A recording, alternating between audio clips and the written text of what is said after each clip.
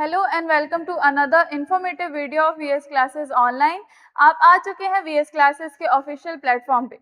बेटा, हम MP constable के बारे में स्टडी कर रहे थे। जैसा कि हमने वीएस क्लासेस के ऑफिशियल यूट्यूब चैनल के बारे में आपको बताया है कि हमारे चैनल पे एमपीपीएससी से भी जुड़े जो सिलेबस हैं, उसके यूनिट्स हैं, वो हम पोस्ट कर रहे हैं धीरे धीरे। साथ ही साथ एमपी कांस्टेबल का जो एग्जाम है 2026 में एंड में होने की संभावनाएं हैं, तो उसका भी जो कंप्लीट सिलेबस है, कंप्लीट फ्री बैच है, ओनली ऑन यूट्यूब हमारी तरफ से पोस्ट किया जाना है। ठीक है, और वो हमने काम शुरू कर दिया है। आपका दायित्व ये है, आपकी जिम्मेदारी ये है कि आप प्रॉपर स्टडी करेंगे हमारे साथ। केवल स्टैटिक जीके नहीं, क्योंकि स्टैटिक जीके मैं डील कर रही हूँ, तो स्टैटिक जीके के अलावा आपको मैथ्स वगैरह की भी जो वीडियोस हैं रिलेटेड टू एमपी कांस्टेबल 2026 अब की बारी वर्दी हमारी, इसी लक्ष्य के साथ हमने क्या किया है, हमारा जो लेक्चर है आप देखेंगे तो उसी पर डेडिकेटेड होगा। तो क्या क्या मिलने वाला है आपको, हम आपको सारी इंफॉर्मेशन जो है स्टार्टिंग में देते हैं वीडियोस के। आज भी मैं बता देती हूँ, कंप्लीट सिलेबस आपको मिलेगा हमारे चैनल में। साथ ही साथ डेली क्लासेस मिलेंगी आपको, वीकली टेस्ट सीरीज मिलेगा, पीडीएफ नोट्स आपको मिल जाएंगे। और ये कहाँ से मिलेंगे ये मैं आपको अभी बता देती हूँ। मॉक टेस्ट होगा, डाउट क्लासेस होंगी, रिकॉर्डेड बैकअप होगा। अगर आप हमारे चैनल पर नए हैं तो बने रहिए, क्योंकि एमपी कांस्टेबल का पूरा सिलेबस हम आपको बताएंगे। और सिर्फ एमपी कांस्टेबल ही क्यों, हमारे चैनल पे जो स्कूल में जो आप किताबें पढ़ते हैं, जो स्कूल के बच्चे हैं, जिसमें एनसीईआरटी सीबीएसई जो बुक्स चलाती है, उसकी भी आपको सिलेबस यहाँ पर मिलेगा। उसका भी कंप्लीट एसएसटी, मैथ्स, इंग्लिश, ये सारी चीजों का। इंग्लिश अभी डला नहीं है, लेकिन हम स्टार्ट करने वाले हैं बहुत ही जल्द, अगर आप बने रहते हैं रेगुलर तो। अब ये आपको यहाँ पर दिख रहा होगा, ये हमारे जो हमारा वीएस क्लासेस है उसका ऑफिशियल कांटेक्ट नंबर है। ठीक है, ये हमारा कांटेक्ट नंबर है। अगर कोई बच्चा हमसे ऑफलाइन जुड़ना चाहता है तो वो इस नंबर पर हमको डीएम कर सकता है, कॉल कर सकता है, हमसे कांटेक्ट कर सकता है। यहाँ पर आपको जो ये क्यूआर कोड दिख रहे हैं, ठीक है, ये क्या है, एक आपको हमारे टेलीग्राम चैनल का क्यूआर कोड दिख रहा होगा, जिससे आप क्या कर सकते हैं, जो भी हमने आपको पढ़ाया है यहाँ पर उससे रिलेटेड आपको नोट्स चाहिए, पीडीएफ चाहिए, या कुछ भी डाउट है, तो आप ये स्कैन करके हमारे टेलीग्राम चैनल पर जा करके वो नोट्स और पीडीएफ का एक्सेस ले सकते हैं। ये आपको क्यूआर कोड दिख रहा होगा, इसको अगर आप स्कैन करेंगे तो वीएस क्लासेस का जो इंस्टाग्राम पेज है वहां पर जाएंगे, और वहां पर आपको सारी बेसिक इंफॉर्मेशन, जो भी करंट अफेयर है, वो सारी चीजें आपको हमारे रील सेक्शन में दिख जाएंगी। तो ये आप स्कैन करके हमारे चैनल पर बने रह सकते हैं, टेलीग्राम पे भी और इंस्टाग्राम पे भी, और यूट्यूब पर तो आप देख ही रहे हैं। मैं ताहिरा आपको पढ़ाऊंगी स्टैटिक जीके मिशन कांस्टेबल 2026 के तहत, जिसमें बहुत सारी जो चीजें हैं मैंने आपको ऑलरेडी पढ़ा दी है। ये एमपी पुलिस कांस्टेबल 2026 का पूरा टेबल ऑफ कंटेंट, यानी आप कह सकते हैं सिलेबस है, जो स्टैटिक जीके वाला है वो, जिसमें आपको मध्य प्रदेश का परिचय पढ़ना होगा, जिले एवं संभाग पढ़ने होंगे, नदियां पर्वत पढ़नी होंगी, जनजातियों के बारे में पढ़ना होगा, राष्ट्रीय उद्यान ये 2 बार लिखा हुआ है, इतिहास, संस्कृति, नृत्य, मेले, पुरस्कार एवं संस्थान, ये आपको पढ़ना होगा। भारत के संदर्भ में भारत भूगोल, भारत के शोध संस्थान, जो अभी हमारा चल रहा है टॉपिक वो ये है, संविधान, राष्ट्रीय प्रतीक, इतिहास, कला एवं संस्कृति, नदियां, बांध एवं पर्वत। और अगर इंटरनेशनल कॉन्टेक्स्ट में देखेंगे, अंतरराष्ट्रीय स्तर पर देखेंगे, तो हमें क्या चीजें पढ़नी है बेटा, हमें यूएन, डब्ल्यूएचओ और यूनेस्को, वर्ल्ड हेल्थ ऑर्गेनाइजेशन है, यूनेस्को साइट्स हैं, इनके बारे में पढ़ना है।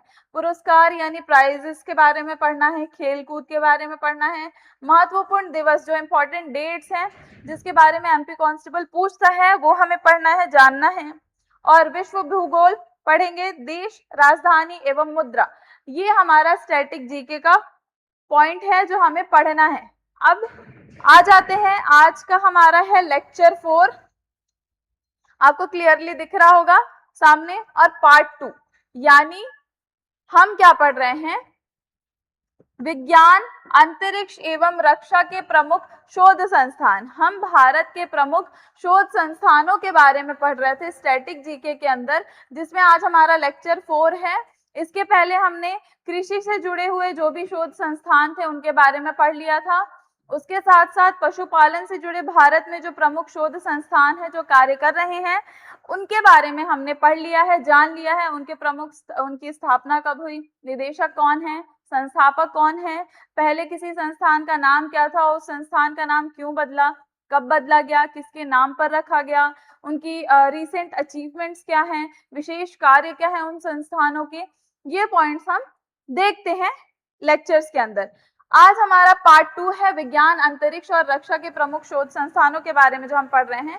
हमारा एक लेक्चर ऑलरेडी हो चुका है जिसमें हम 5-6 प्रमुख संस्थानों के बारे में पढ़ चुके हैं। हम विज्ञान, रक्षा, तकनीक के विकास करने वाले जो प्रमुख केंद्र हैं उसके बारे में पढ़ चुके थे, जिसमें 5 हमने पढ़ा था, जिससे हर साल 1 से 2 प्रश्न पक्का आते हैं एमपी कांस्टेबल में। ठीक है, स्थापना वर्ष क्या है, मुख्यालय क्या है, प्रमुख तथ्य क्या है उस संस्थानों से जुड़े हुए, उसको पूरी तरीके से आपको रट लेना है, आपको याद कर लेना है।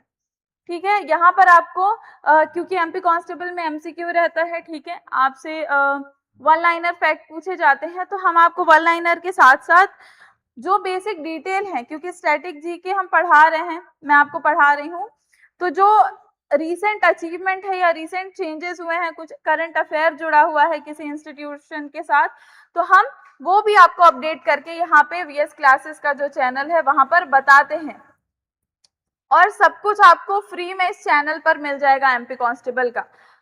ठीक है, तो ये इंफॉर्मेशन थी जो आपके लिए जानना जरूरी है। हमने 5 संस्थानों के बारे में पढ़ लिया था, जिसमें हम भारतीय अंतरिक्ष अनुसंधान संगठन जो था, जो पहले समिति था, इंडियन स्पेस रिसर्च ऑर्गेनाइजेशन के बारे में पढ़ लिया था।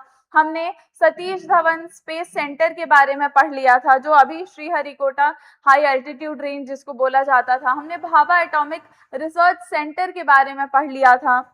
फिर हमने पढ़ा था रक्षा अनुसंधान एवं विकास संगठन यानी defence research and development organisation के बारे में हमने जान लिया था। ये कुछ 5 प्रमुख संस्थान थे रक्षा विज्ञान और अंतरिक्ष से जुड़े हुए, जिनके बारे में हम ऑलरेडी पिछले लेक्चर में डिस्कस कर चुके हैं बेटा। आज के लेक्चर को आगे बढ़ाते हैं। आज हमें क्या क्या पढ़ना है। सबसे पहले आज का जो हमारा विषय है या अनुसंधान प्रयोगशाला है वो कौन सी है, भौतिक अनुसंधान प्रयोगशाला यानी PRL. PRL stands for physical research laboratory. लिखते जाती हूँ मैं, जो भी एक्स्ट्रा फैक्ट मैं आपको बता रही हूँ यहाँ पर, आपको वो सारी चीजें भी लिखनी है, क्योंकि ये सारी चीजें मैं आपको नोट्स देने के लिए बता रही हूँ, लेकिन जो आपको पढ़ते पढ़ते लिखना है लेक्चर देख करके, वो मैं आपको लिख करके बताऊंगी, वो आपको नोट करते जाना है। तो पीआरएल यानी फिजिकल रिसर्च लेबोरेटरी। ठीक है, इसका फुल फॉर्म क्या है, फिजिकल रिसर्च लेबोरेटरी यानी भौतिक अनुसंधान प्रयोगशाला, जिसकी स्थापना 11 नवंबर 1947 में हुई थी, यानी आजादी के 3 महीने बाद, जस्ट आजादी के 3 महीने बाद इस संस्थान की स्थापना कर दी गई थी, जिसका मुख्यालय अहमदाबाद गुजरात में अभी मौजूद है, जिसके निदेशक हैं प्रोफेसर अनिल भारद्वाज। जो निदेशक हैं, जो मुख्यालय है, जो मुख्य कार्य हैं वो नहीं बदलने वाले हैं। जो निदेशक हैं वो बदले जाएंगे, कभी कभार मुख्यालय भी बदला जाता है किसी कारणवश, लेकिन जो कार्य है किसी भी संस्थान का, शोध संस्थान का, वो नहीं बदलेगा। तो आपको वो प्रॉपर तरीके से समझ करके चलना है। तो निदेशक कौन है, प्रोफेसर अनिल भारद्वाज हैं। अब यहाँ पे कुछ चीजें आपको जान लेनी चाहिए, क्या है वो, देखिए सबसे पहले क्या है, ये जो संस्थान है इसे क्या बोला जाता है, जो भी हमारा आपने इसरो के बारे में पढ़ा था पहली स्लाइड में, मैंने आपको बताया था इंडियन स्पेस रिसर्च ऑर्गेनाइजेशन, उस संस्थान की मां माना जाता है इस संस्थान को। ये जो फिजिकल रिसर्च लेबोरेटरी आप पढ़ रहे हैं, इसे मां माना जाता है इंडियन स्पेस रिसर्च ऑर्गेनाइजेशन का। ये भी बोला जाता है कि भारतीय अंतरिक्ष विज्ञान का पालना है ये, यानी क्रेडल ऑफ स्पेस साइंस। अब ऐसा क्यों बोला जाता है बेटा, मैंने आपको बताया आजादी के केवल 3 महीनों के बाद इस संस्थान की स्थापना कर दी गई थी।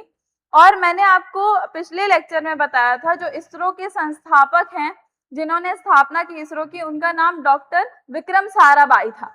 ठीक है, तो डॉक्टर विक्रम साराभाई ने क्या किया मैं आपको बताती हूँ। जो PRL है, ठीक है, उसे क्या कहा जाता है, क्रेडल ऑफ साइंस बोला जाता है, जो हम अंतरिक्ष वाला पढ़ते हैं उसका। ठीक है, यानी मां माना जाता है इसरो का। अब ऐसा क्यों कहा जाता है, क्योंकि इस संस्थान के जो संस्थापक हैं डॉक्टर विक्रम साराभाई, इन्होंने इसी संस्थान में बैठ करके, इन्होंने यहीं पर काम किया था और इसी संस्थान में बैठ करके इन्होंने सोचा था कि हमें भारत के लिए एक स्पेस रिसर्च सेंटर चाहिए जहां पर हम शोध कर सकें। और इनका सपना था इस संस्थान की स्थापना करना इसरो की, और उन्होंने यहीं बैठ करके पूरा खाका तैयार किया था इसरो का। और रोचक बात यहाँ पर यह है कि डॉक्टर साराभाई का जो निजी संपत्ति है वो भी लगी थी इसरो को स्टार्ट करने में। तो इसलिए बोला जाता है कि इस संस्थान में बैठ करके क्योंकि इन्होंने सोचा था इसरो की स्थापना होगी, इसलिए इसको मां बोला जाता है अंतरिक्ष विज्ञान का। तो ये छोटी सी चीज है जो आपको किसी भी फैक्ट को याद रखने में मदद करती है। अगर आप कहानियां जान लेते हैं, उनके पीछे के तथ्य जान लेते हैं, तो आपको चीजें याद रह जाती हैं। ठीक, तो ये आपने जान लिया विशेष तथ्य, क्रेडल ऑफ स्पेस साइंस बोला जाता है। ठीक है, क्यों बोला जाता है, क्योंकि इसरो की शुरुआत यहीं से हुई थी। अब इसका मुख्य कार्य क्या है, जो संस्थान है PRL है, लेबोरेटरी है, उसका मुख्य कार्य क्या है, अंतरिक्ष और खगोल विज्ञान पर शोध करना, यानी एस्ट्रोनॉमी पर। इसको थोड़ा और अच्छे से समझते हैं। हम क्या डिस्कस कर रहे हैं, कार्य PRL का। ठीक है, तो इसको आप 3 पार्ट्स में डिवाइड कर सकते हैं, यानी ब्रह्मांड के रहस्य कह सकते हैं। दूसरा आप इसको कैसे याद कर सकते हैं, PP। तीसरा, मैं ये सब एक्सप्लेन करूंगी आपको, अभी एक्सप्लेन करूंगी पूरी चीजें, ध्यान से देखिएगा। फिर तीसरा, पृथ्वी वातावरण। ये कार्य होता है PRL का। अब ये सारी चीजें क्या है, ये जो संस्थान है ये क्या करती है, ब्रह्मांड की उत्पत्ति कैसे हुई, ग्रह कैसे बने, ठीक है, आकाश गंगा कैसे तैयार हुई, इन सारी चीजों पर शोध करता है ये संस्थान, यानी ब्रह्मांड के रहस्यों को सामने लाता है ये संस्थान और उन्हीं पर शोध करता है। दूसरा, ये क्या काम करता है, पार्टिकल फिजिक्स।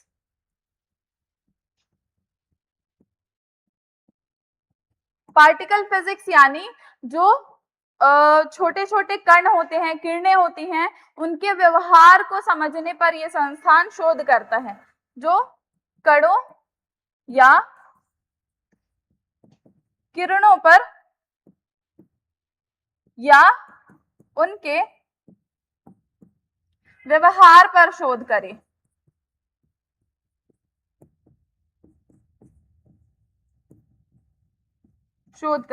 ठीक है, वो कहलाता है पार्टिकल फिजिक्स और ये कार्य होता है PRL में।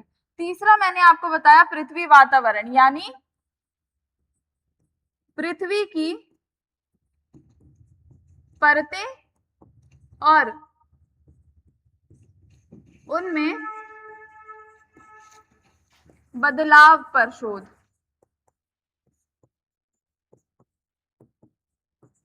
यानी पृथ्वी की जो परतें हैं, जो लेयर है, उन पर ये क्या करता है, रिसर्च करता है, इसी को बोला जाता है पृथ्वी वातावरण। और यही कार्य है PRL का। ठीक है, यही कार्य करता है PRL। तो हमने इसको और आसान भाषा में समझ लिया कि जो PRL है वो क्या कार्य करता है। अब हालिया उपलब्धि यानी रीसेंट अचीवमेंट के बारे में जान लेते हैं। इनकी रीसेंट अचीवमेंट मैं आपको बताती हूँ।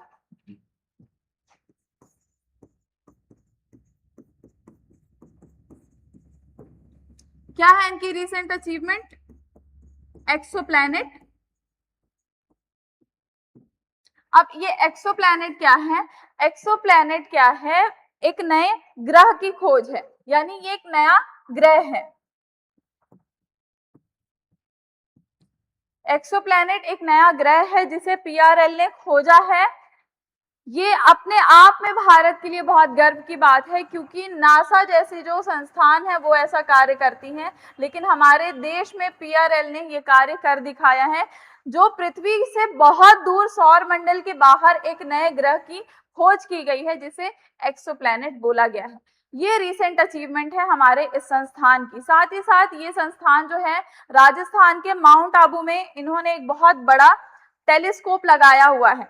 कौन सी संस्थान ने? भौतिक अनुसंधान प्रयोगशाला ने क्या किया है? माउंट आबू राजस्थान में एक बहुत बड़ा टेलीस्कोप लगाया है, जिससे वो क्या करते हैं, लगातार 24 घंटे जो यहाँ के वैज्ञानिक हैं वो तारों पर नजर रखते हैं, उनमें होने वाले बदलावों पर नजर रखते हैं।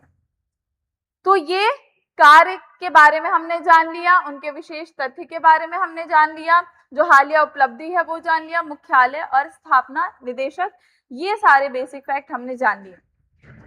फुल फॉर्म आपने देख लिया, मैंने सारी चीजें आपको एक्सप्लेन कर दी। ये हमारा आज का एक कंप्लीट हुआ। दूसरा है साहा परमाणु भौतिकी संस्थान, यानी Saha institute of nuclear physics. लिख देती हूं, क्या पढ़ रहे हैं? साहा इंस्टीट्यूट ऑफ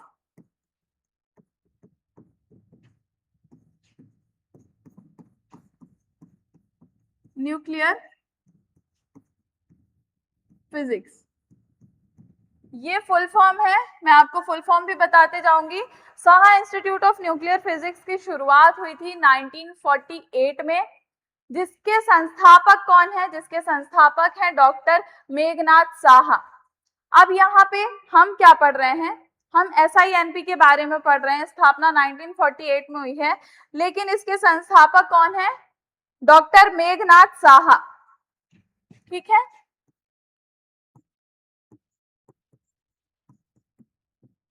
अब यहाँ पर इनके बारे में एक तथ्य बताती हूँ। इन्होंने साहा समीकरण दिया, एक बहुत बेहतरीन समीकरण है ये साहा समीकरण। अब ये समीकरण क्या है? इन्होंने एक तकनीक विकसित की जो क्या करेगा, जो तारे हैं, ठीक है, उनके तापमान और उनके चमक को माप सकेगा। ऐसी तकनीक साहा समीकरण में बनाई गई है डॉक्टर मेघनाथ साहा के द्वारा, जो कि संस्थापक है Saha institute of nuclear physics. और ये इनकी सबसे बेहतरीन विरासतों में से एक है। साहा समीकरण जो है वो डॉक्टर मेघनाथ की जो थ्योरी है वो उसे विरासत बताते हैं। ठीक है, तो ये इनके बारे में एक बहुत बेहतरीन तथ्य था जो हमें जानना जरूरी था। साथ ही साथ इन्हें आधुनिक भारत का वैज्ञानिक भी माना जाता है। ठीक है, डॉक्टर मेघनाथ साहा को प्रसिद्ध वैज्ञानिक के साथ साथ आधुनिक भारत का बहुत बड़ा वैज्ञानिक माना जाता है। अब इसका मुख्यालय कहाँ है? SINP का कोलकाता पश्चिम बंगाल में इसका मुख्यालय है। निदेशक है इसके प्रोफेसर गौतम भट्टाचार्य। प्रमुख कार्य क्या है इस संस्थान में? क्या कार्य होते हैं? परमाणु विज्ञान और बायोफिजिक्स पर रिसर्च होती है। परमाणु विज्ञान जो यहाँ पर लिखा हुआ है, ठीक है, यानी न्यूक्लियर फिजिक्स या न्यूक्लियर साइंस बोल सकते हैं आप। न्यूक्लियर साइंस पर रिसर्च होती है। न्यूक्लियर साइंस यानी एटम के भीतर क्या रहता है, न्यूट्रॉन और प्रोटॉन कैसे व्यवहार करते हैं, इन सारी चीजों को बोला जाता है परमाणु विज्ञान। एटम कैसे बन रहा है, एटम के भीतर क्या है, न्यूट्रॉन और प्रोटॉन कैसे व्यवहार करते हैं, इन सारी चीजों पर यह संस्थान शोध करती है, जिसे परमाणु विज्ञान बोला जाता है। अब सिर्फ फिजिक्स ही नहीं, सिर्फ फिजिक्स पर ही ये शोध नहीं करता है, ये बायोफिजिक्स पर भी फोकस करता है। Now what is biophysics? Biophysics is related to human body, यानी ह्यूमन बॉडी में जो प्रोटीन रहते हैं, सेल्स रहते हैं, उनके बारे में भी ये शोध करता है। तो यहाँ पे आप देख रहे हैं मल्टीपल चीजें ये संस्थान कवर कर रही है, और ये हमारे भारत का संस्थान है। हमें प्राउड फील होना चाहिए इन सारी चीजों को पढ़ते समय। तो ये इनके स्थापना, मुख्यालय, निदेशक, प्रमुख कार्य आपने समझ लिया, विशेष तथ्य जो था वो आपने समझ लिया। अब हालिया उपलब्धि पर आते हैं। ब्रह्मांड के रहस्य, डार्क मैटर को समझने वाला अंतरराष्ट्रीय प्रयोग में भागीदारी, इसकी दो उपलब्धियां हैं। ठीक है, मैं आपको बताती हूँ उपलब्धियां या फिर खोज कह सकते हैं।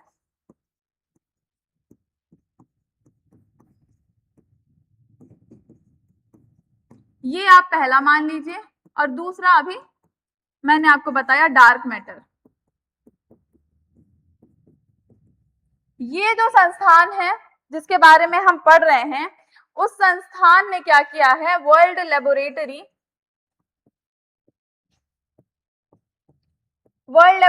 यानी CERN, ये एक वर्ल्ड लेबोरेटरी है। इसके साथ मिलकर इस संस्थान ने डार्क मैटर के ऊपर शोध किया है। डार्क मैटर क्या है? डार्क मैटर वो चीज है जैसे ब्रह्मांड का वो हिस्सा जिसे अभी तक कोई नहीं जान पाया, वहां पर अब भी अंधकार है। सॉरी।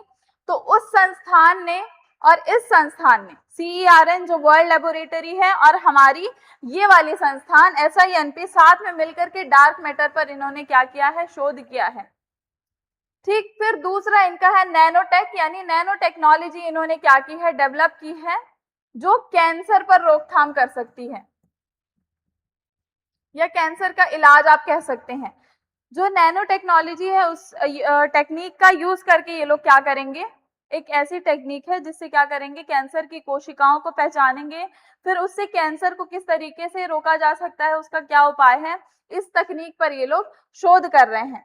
ये इनकी हालिया उपलब्धि में से सबसे बेहतरीन उपलब्धियों में से एक है। तो हमने दो के बारे में पढ़ लिया, पहला हमने PRL के बारे में पढ़ा, दूसरा हमने SINP यानी Saha institute of nuclear physics पढ़ लिया। ठीक है, अब यहाँ पर जैसे आपको दिख रहा होगा ये मल्टीपल सब्जेक्ट्स कवर करता है, साथ ही साथ इसके पहले जो हमने पढ़ा, ये जो आप देख रहे हैं, ये संस्थान केवल एस्ट्रोनॉमी नहीं, ठीक है, जो हमारा भौतिक अनुसंधान है वहां पे geology, astronomy, multiple subjects cover किए जाते हैं। ठीक, तो ये दो संस्थान हमारे कवर हो गए। अब आते हैं अगले संस्थान पर जिसका नाम है राष्ट्रीय समुद्र विज्ञान संस्थान, यानी नेशनल इंस्टीट्यूट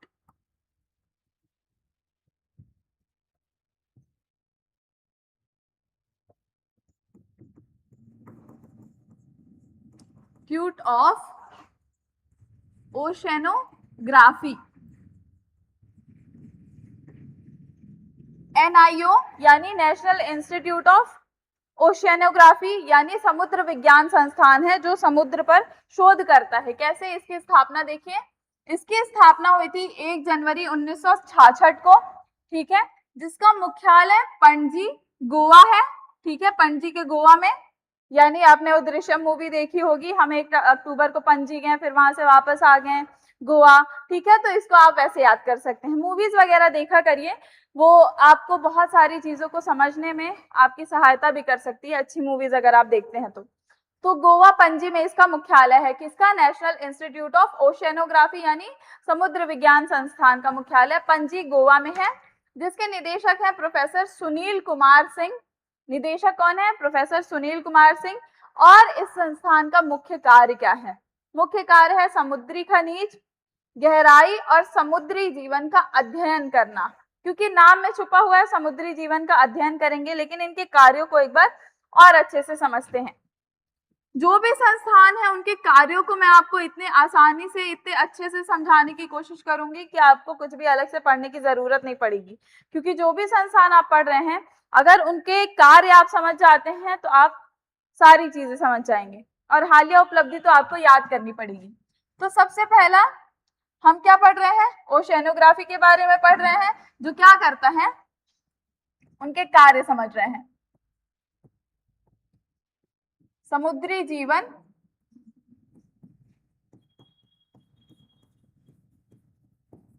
समुद्री प्रदूषण, ठीक है, ये इनके कुछ प्रमुख कार्यों में से एक है। जैसा कि यहाँ पे लिखा हुआ है, समुद्री खनिज, गहराई, समुद्री जीवन, उसी का अध्ययन करता है। और आखिरी भी जान लेते हैं, समुद्री खनिज। इन सारी चीजों पर ये जो संस्थान है वो शोध करता है। बारीक से अगर समझे तो, अब समुद्री जीवन यानी क्या, सबसे पहले समुद्री खनिज समझते हैं। समुद्र के तल में जो भी गैस पाई जाती है या जो खनिज पाया जा रहा है या जो तेल पाया जा रहा है, उन पर यह संस्थान शोध करती है, जिसे समुद्री खनिज बोला जाता है। वो खनिज किस काम आ सकते हैं, इन सारी चीजों पर यहाँ पर क्या होता है, शोध होता है। ठीक, फिर हम जानते हैं समुद्री प्रदूषण के बारे में।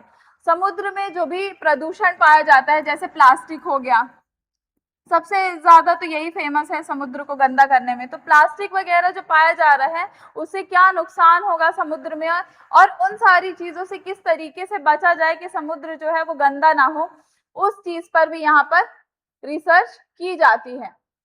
ये हमारा दूसरा हमने समझ लिया।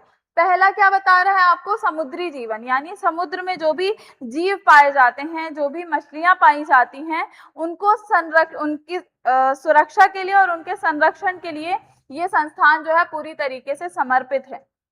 ठीक है, तो ये इनके प्रमुख कार्यों में आ गया। ओशेनोग्राफी यानी विज्ञान संस्थान जो है, समुद्र विज्ञान संस्थान, उनका ये कार्य है। समुद्री खनिज ढूंढेंगे, वो किन काम आएंगे ये जानेंगे, समुद्री जीवन की के संरक्षण के लिए काम आते हैं। ठीक है, अब विशेष तथ्य जान लीजिए। ये हिंद महासागर के संसाधनों की खोज करने वाला भारत का सबसे बड़ा केंद्र है। हिंद महासागर में जो भी रिसोर्सेस पाए जाते हैं, उनके बारे में ये सर्च करने वाला सबसे बड़ा संस्थान है भारत का। अब भारत की जो तट रेखा है बेटा, मैं आपको यहाँ पर एक कॉन्सेप्ट बताती हूँ, नेक्स्ट पेज में ही चलते हैं। ये जो संस्थान है, आपने अभी क्या जाना कि ये क्या करती है, हिंद महासागर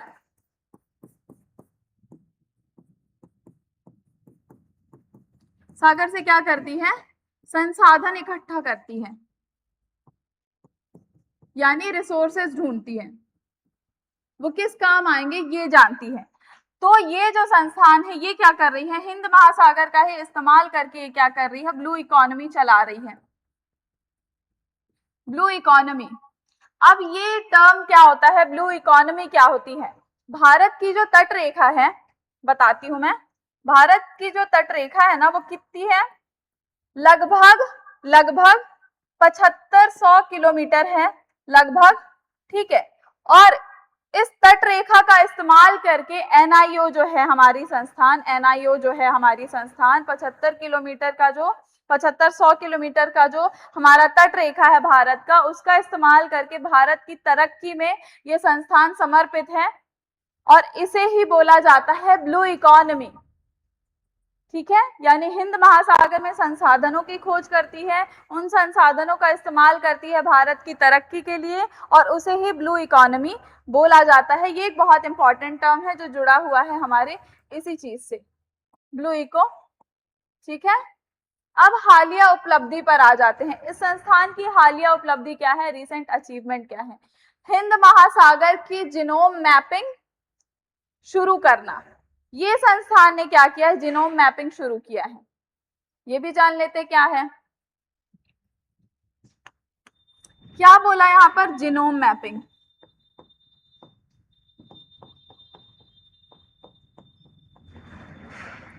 जीनोम मैपिंग क्या मतलब, हिंद महासागर में जो भी हिंद महासागर का जो पानी है, ठीक है, पानी प्लस उसमें जो जीव पाए जाते हैं, ये क्या करता है, उनका डीएनए देखता है, जिसे क्या बोलते हैं, जीनोम बोलते हैं इनके डीएनए को, और उसी की मैपिंग करता है ये। यानी क्या मैंने बताया, हिंद महासागर में जो पानी और जीव पाए जाते हैं, उनका डीएनए की मैपिंग करता है, उनके डीएनए को जीनोम बोलते हैं। उस मैपिंग से ये समझने की कोशिश करता है कि उन जीवों में कौन से सूक्ष्म जीव पाए जाते हैं।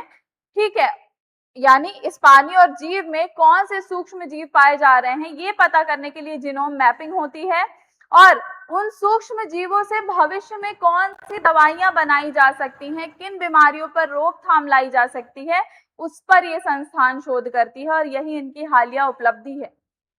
एक दफे और समझा देती हूं। इस संस्थान की हालिया उपलब्धि है जीनोम मैपिंग।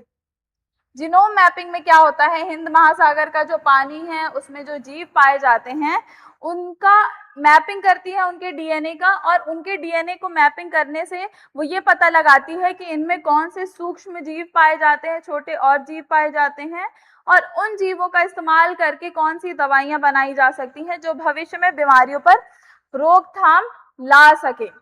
यहीं पे हमारा जो ये संस्थान है, तीसरा जो आज का संस्थान है राष्ट्रीय समुद्र विज्ञान, वो खत्म होता है। समझ में आ गया? अब आगे बढ़ते हैं। समझ में नहीं भी आया होगा तो आपको क्या करना है, दोबारा से वीडियो देखिए और दोबारा से नोट्स बनाइए। अब भारतीय मौसम विज्ञान संस्थान यानी इंडियन मेट्रियोलॉजिकल डिपार्टमेंट,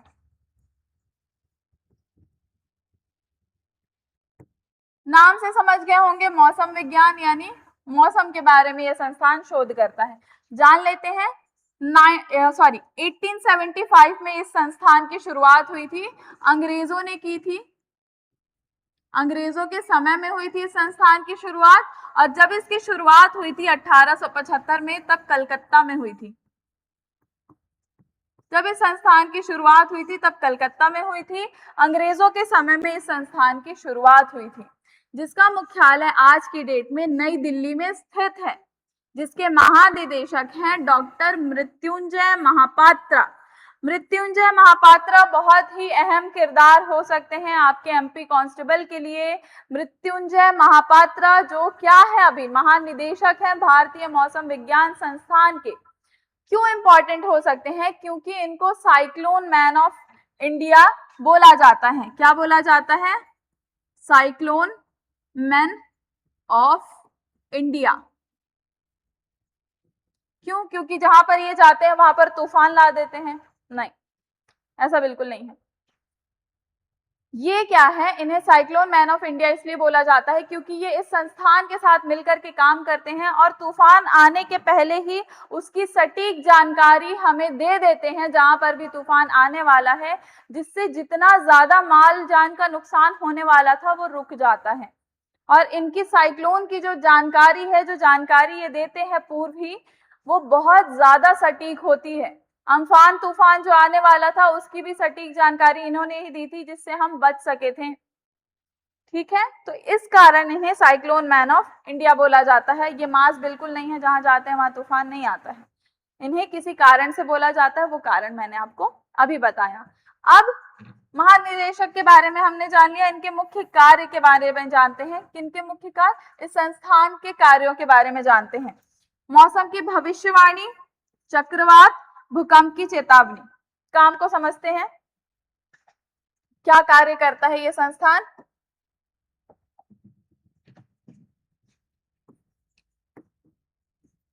मौसम विज्ञान जो संस्थान है उनके कार्य में क्या क्या आता है?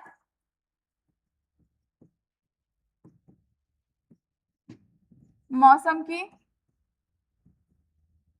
भविष्यवाणी,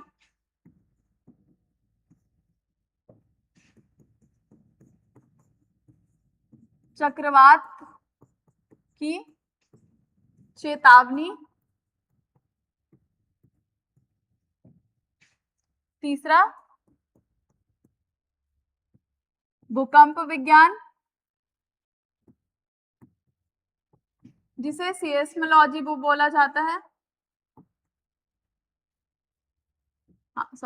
सीस्मोलॉजी बोला जाता है। और चौथा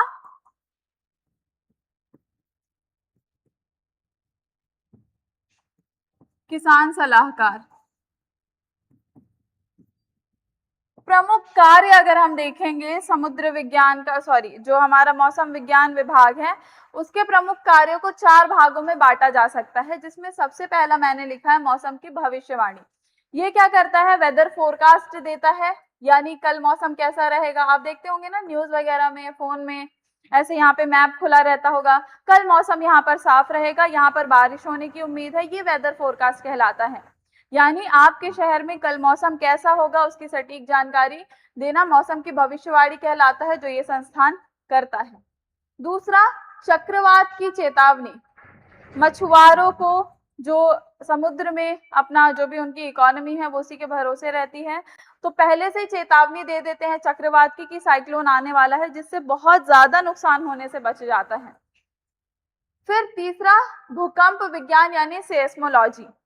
यानी ये क्या करता है, जो भूकंप आया है उसका केंद्र क्या है, ठीक है, कहां पर भूकंप आया है या आने वाला है, और दूसरा तीव्रता क्या थी, तीव्रता कितनी थी भूकंप की, ये बता देता है ये संस्थान शोध करके। फिर चौथा है किसान सलाहकार, यानी किसानों को, जो हमारे किसान भाई बहन है, उनको बता देता है कि मानसून कब आने वाला है, कब बहुत ज्यादा भारी वर्षा होने की उम्मीद है, और ये सारी चीजें सलाह जो है वो किसानों को बहुत ज्यादा सहायता करती हैं उनकी फसल लगाने में।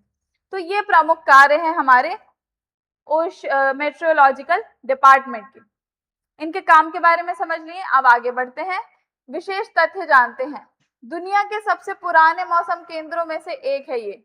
जितने भी मौसम केंद्र हैं, भारत के नहीं पूरे दुनिया में जितने मौसम केंद्र हैं उनमें सबसे पुराना है, क्योंकि आपको डेट देख करके समझ आना चाहिए, 1875, ठीक है, सबसे पुराना केंद्र है। और डॉक्टर महापात्रा को साइक्लोन मैन ऑफ इंडिया कहा जाता है। क्यों कहा जाता है, मैंने अभी आपको बताया ये वाला तथ्य। Cyclone man of India doctor Mrityunjay Mohapatra, जो महानिदेशक हैं। फिर हालिया उपलब्धि क्या है इस संस्थान की, इस संस्थान की हालिया उपलब्धि पढ़िए, चक्रवातों की 95% तक की सटीक भविष्यवाणी के लिए नया रडार नेटवर्क तैयार किया है। ये संस्थान ने क्या किया है, जो भी साइक्लोन आने वाला है या क्लाउड बर्स्ट होने वाला है,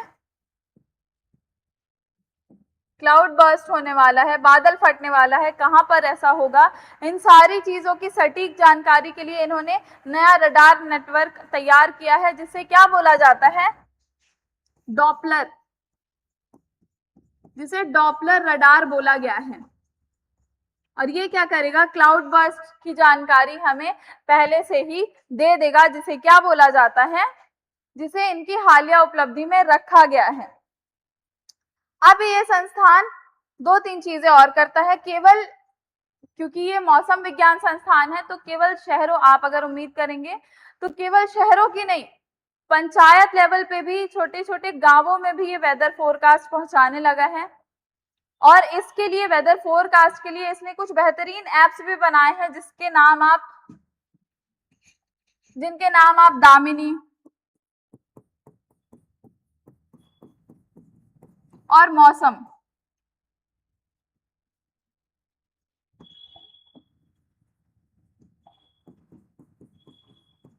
ठीक है, मौसम ऐप, ये कुछ मोबाइल ऐप्स है जो इस संस्थान ने बनाए हैं, जिससे क्या होगा, दामिनी से आपको क्लाउड बर्स्ट की इंफॉर्मेशन मिल जाएगी, मौसम से आपको वेदर फोरकास्ट मिल जाएगा, ठीक है। तो ये आपका मौसम विज्ञान यानी इंडियन मेट्रोलॉजिकल डिपार्टमेंट के बारे में भी आपने सारी सटीक जानकारी ले ली। ये हमारे आज का चौथा संस्थान था, शोध केंद्र था। अब आते हैं रमन अनुसंधान संस्थान यानी रमन इंस्टीट्यूट ऑफ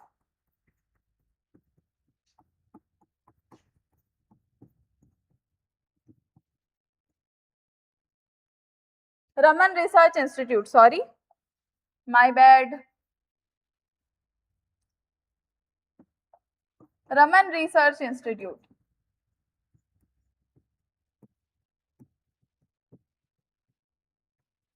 रमन अनुसंधान संस्थान यानी रमन रिसर्च इंस्टीट्यूट, यानी ये नोबेल पुरस्कार विजेता सर सीवी रमन ने की थी इसकी स्थापना, और इन्होंने भी इसकी स्थापना अपनी निजी संपत्ति से ही की थी।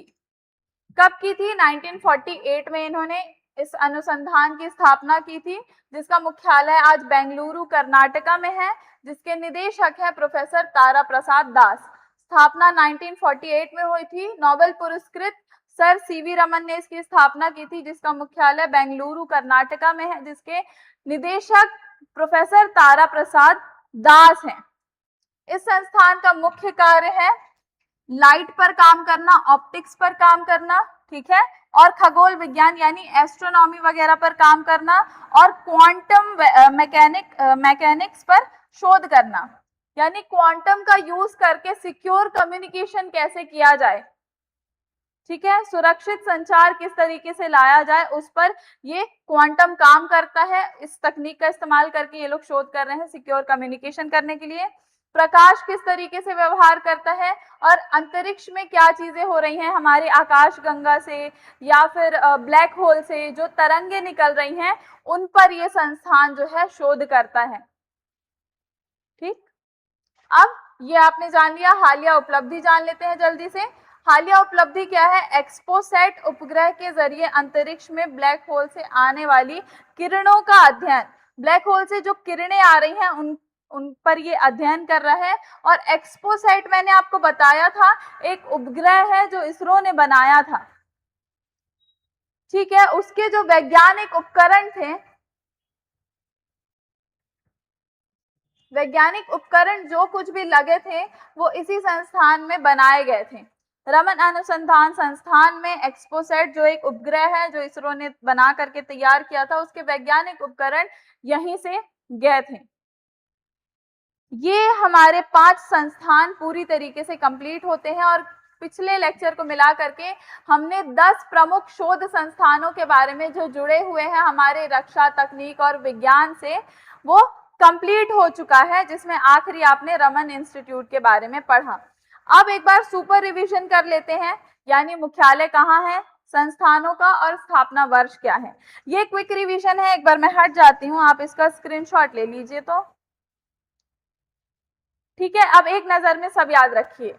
इसरो अंतरिक्ष अनुसंधान है जो बेंगलुरु में है, जिसकी स्थापना 1968 में हुई थी। फिर हमने Sriharikota high altitude range rocket launch का एकमात्र केंद्र है, जो श्रीहरिकोटा में क्यों है मैंने आपको बताया था, 1971 में इसकी स्थापना हुई थी। फिर हमने भाभा एटॉमिक रिसर्च सेंटर जो परमाणु अनुसंधान केंद्र है, जिसका मुख्यालय मुंबई में है, ट्रॉम्बे में, और 1954 में इसकी स्थापना हुई थी।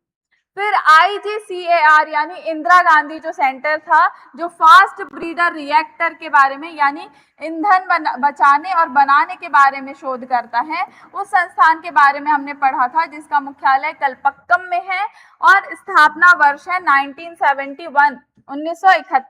फिर हमने DRDO के बारे में पढ़ा था, यानी defence research and development organisation, जो रक्षा अनुसंधान है, जो जिसका मुख्यालय नई दिल्ली में है और स्थापना 1958 में हुई थी। फिर हमने PRL के बारे में आज पढ़ा, ये आज के लेक्चर है यानी लेक्चर 2, और ये सारे जो हैं वो लेक्चर 1 के बारे में थे, ठीक है। तो PRL के बारे में हमने पढ़ा जो भौतिक अनुसंधान है, ठीक है, जिसका जो मुख्यालय है वो अहमदाबाद में है, 1947 में यानी आजादी के वर्ष में ही इसकी स्थापना कर दी गई थी। फिर हमने SINP यानी साहा परमाणु संस्थान के बारे में पढ़ा था, जो न्यूक्लियर के बारे में रिसर्च करता है, उसका मुख्यालय कोलकाता में है और इसकी स्थापना 1948 में हुई थी। फिर हमने NIO यानी नेशनल इंस्टीट्यूट ऑफ ओशियनोग्राफी के बारे में यानी समुद्र विज्ञान के बारे में पढ़ा, जिसका मुख्यालय पणजी गोवा में है, 1966 में इसकी स्थापना हुई थी।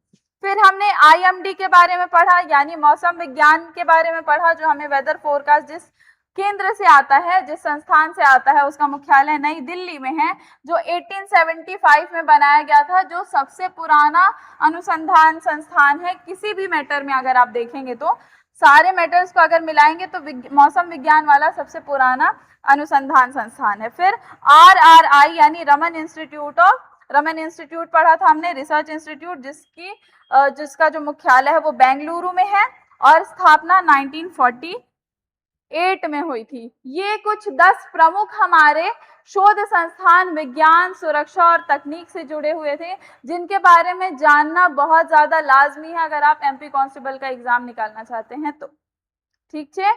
अब आगे बढ़ते हैं कुछ इंपॉर्टेंट क्वेश्चन हैं जो आपके बन सकते हैं, जो टॉपिक आपने अभी कवर किया है वन लाइनर्स में, जो आपको जानना जरूरी है। मैंने आपको बताया साइक्लोन मैन ऑफ इंडिया किसे कहा जाता है, डॉक्टर मृत्युंजय महापात्रा को कहा जाता है, क्योंकि ये साइक्लोन आने के पहले एकदम सटीक जानकारी देते हैं। इसके पहले भी भारत में कई बार साइक्लोन आने वाला था, जिसकी सटीक जानकारी इन्होंने दे दी थी, जिससे हम बच गए थे। ठीक है, तो इस कारण इन्हें साइक्लोन मैन ऑफ इंडिया बोला जाता है। फिर अगला क्वेश्चन है, भारत का पहला परमाणु रिएक्टर कौन सा है? भारत का पहला परमाणु reactor Bhabha atomic research centre में बना था, और उसका नाम क्या रखा गया था? उसका नाम अप्सरा रखा गया था। क्यों रखा गया था, किसने रखा था, वो भी मैंने आपको बताया था। किसने रखा था नाम? डॉक्टर JL नेहरू ने रखा था। ठीक है, फिर तीसरा प्रश्न है हमारा, भारतीय अंतरिक्ष विज्ञान का पालना किसे कहा जाता है? अंतरिक्ष विज्ञान का पालना यानी इसरो की शुरुआत भी किस जगह से हुई थी? PRL से हुई थी, फिजिकल रिसर्च लेबोरेटरी में हुई थी, क्योंकि विक्रम साराभाई वहीं पर काम करते थे और उन्होंने PRL में ही बैठ करके इसरो का खाका तैयार किया था, जिसके कारण इसरो की मां बोला जाता है PRL को, यानी PRL अहमदाबाद। अब चौथा प्रश्न है, इसरो का पुराना नाम क्या था? मैंने बताया था इनकोस पर इसका नाम था Indian national committee for space research. जो पहले कमेटी थी, पढ़ाया था मैंने आपको कि इसरो जो है ऑर्गेनाइजेशन बाद में बना था, वो पहले कमेटी था जिसका नाम इनकोस पर था। फिर पांचवा प्रश्न है हमारा, DRDO का मोटो। DRDO का मोटो क्या है? बलस्य मूलम विज्ञानम। DRDO यानी defence research and development organisation का जो मोटो है वो क्या है? बलस्य मूलम विज्ञानम, यानी शक्ति विज्ञान का आधार है। ठीक है, विज्ञान का आधार क्या है? शक्ति है, यही इसका मोटो है। इसका ट्रांसलेशन मैंने आपको बताया था। छठवां हमारा प्रश्न आ जाता है, सतीश धवन अंतरिक्ष केंद्र कहाँ है? सतीश धवन अंतरिक्ष केंद्र कौन सी जगह है? मैंने आपको बताया था जितनी भी मिसाइलें लॉन्च होती हैं वो उन सारी मिसाइलों का घर है, ये यहीं से लॉन्च होती हैं। जो कहाँ पर है? श्रीहरिकोटा में है, आंध्र प्रदेश में। श्रीहरिकोटा यानी भारत के पूर्व में नीचे तरफ में, बंगाल की खाड़ी के बगल में है। क्यों? सेफ्टी रीजंस के कारण। दूसरा, वहां पर क्या होगा? हमें ईंधन की बचत होगी इस जगह पर अगर ये रहेगा। पूरी चीजें जाननी है तो लेक्चर देखना पड़ेगा। तो कहां पर है? श्रीहरिकोटा में। हमारा सातवां प्रश्न है, भारत का थोरियम आधारित ऊर्जा केंद्र कौन सा है? थोरियम आधारित, थोरियम किस चीज के लिए काम आता है? केमिकल एलिमेंट है, जिससे क्या किया जाता है ये आपको लेक्चर में पता चलेगा, मैं नहीं बताऊंगी। ठीक है, तो IGCAR कल्पक्कम जो इंदिरा गांधी जी का जो इंस्टीट्यूट है, रिसर्च इंस्टीट्यूट है, वहां पर थोरियम का थोरियम का यूज किया जाता है। फिर आठवां आ जाता है, डार्क मैटर के अध्ययन में कौन सा संस्थान शामिल है? SINP, Saha institute of nuclear physics. Dark matter क्या है? मैंने आपको बताया, ब्रह्मांड का वो हिस्सा जिसके बारे में कोई नहीं जानता है, जिस पर शोध कर रहा है ये संस्थान CERN के साथ मिलकर के। CERN क्या है? एक वर्ल्ड लैब है। नौवां प्रश्न आ गया आपकी स्क्रीन पर, ये रहा, भारतीय परमाणु कार्यक्रम के जनक कौन है? डॉक्टर होमी जहांगीर भाभा। भारतीय परमाणु कार्यक्रम, न्यूक्लियर प्रोग्राम जो है उसके जो जनक हैं वो कौन है? डॉक्टर होमी जहांगीर भाभा। इनके नाम पर बार्क बना हुआ है। 10वां और आखिरी प्रश्न जो है वो क्या है? भारत का पहला सूर्य मिशन कौन सा था? ये आपको बता देना चाहिए था, मैंने पिछले लेक्चर में बहुत डिटेल में पढ़ाया था। आदित्य L1 पहला सूर्य मिशन, जिसे आदित्य L1 को क्या बोला जाता है? पृथ्वी की दूरबीन भी बोला जाता है। ये डायरेक्ट एग्जाम क्वेश्चन आपके बन सकते थे, जो भी चीजें मैंने अभी आपको पढ़ा दी। क्विक रिवीजन बहुत जरूरी होता है, लेकिन क्विक रिवीजन तभी काम आता है जब आप पढ़े हों। जब आपने किताब ही नहीं खोली हो और आप क्विक रिवीजन के लिए बैठ जाएं एग्जाम के पहले, तो आपको कुछ पल्ले नहीं पड़ने वाला। इसलिए जरूरी है कि आप वीडियो देखिए पूरा, और क्विक रिवीजन का जब टाइम आए तो वीडियो को स्किप करके आप ये सारी चीजें देख सकते हैं, जिससे आपको चीजें, जो भी कॉन्सेप्ट है वो क्लियर हो जाएगा। MP कांस्टेबल में प्रीवियस ईयर जो क्वेश्चन बने थे वो आपकी स्क्रीन पर है, स्क्रीनशॉट ले लीजिए और इसे तैयार कर लीजिएगा अच्छे से। पहला क्वेश्चन क्या पूछा है आपसे? इसरो का मुख्यालय कहाँ? अभी हमने बात की बेंगलुरु में है। बलस्य मूलम विज्ञानम किस संगठन का है? DRDO का, यानी शक्ति विज्ञान का आधार है, मैंने अभी आपको बताया। फिर भारत का पहला परमाणु रिएक्टर अप्सरा कहाँ विकसित किया गया था? भारत में किया गया था। नाम किसने रखा था? JL नेहरू ने रखा था। ये क्वेश्चन आ चुके हैं MP कांस्टेबल में, ये हवाबाजी नहीं हो रही है यहाँ पर, ये सारे क्वेश्चन आए हैं MP कांस्टेबल में, इसलिए आपको यहाँ पर मेंशन किया गया है। और जो भी सवाल आने की संभावना थी वो मैंने आपको 10 प्रश्न यहाँ पर दिए हैं। जो आ चुके हैं उनमें साइक्लोन मैन ऑफ इंडिया के नाम से किसे जाना जाता है? डॉक्टर मृत्युंजय महापात्रा को जाना जाता है। 5वां प्रश्न जो है, राष्ट्रीय समुद्र विज्ञान संस्थापक national institute of oceanography Panaji में है, गोवा में। दृश्यम मूवी देखे होंगे तो ये नाम कभी ना भूलेंगे। ठीक, ये पूरा आपका MP कांस्टेबल का जो विज्ञान, तकनीक और रक्षा वाला अनुसंधान संस्थान था भारत के प्रमुख, वो कंप्लीट होता है यहीं पर। अब आगे की तैयारी आप पर डिपेंड करती है। अगर आप अच्छे से पढ़ लेते हैं तो आपको सारी चीजें याद रह जाने वाली हैं। तो ये हमारा पार्ट 2 का लेक्चर 2 था। इस उम्मीद के साथ कि आपको सारी चीजें समझ में आई होंगी। पढ़ते रहिएगा और अब की बारी वर्दी हमारी में मिलते हैं आपके साथ अगले लेक्चर में। MP कांस्टेबल 2026 की तैयारी हमारे साथ लगातार करते रहिएगा। बहुत बहुत धन्यवाद।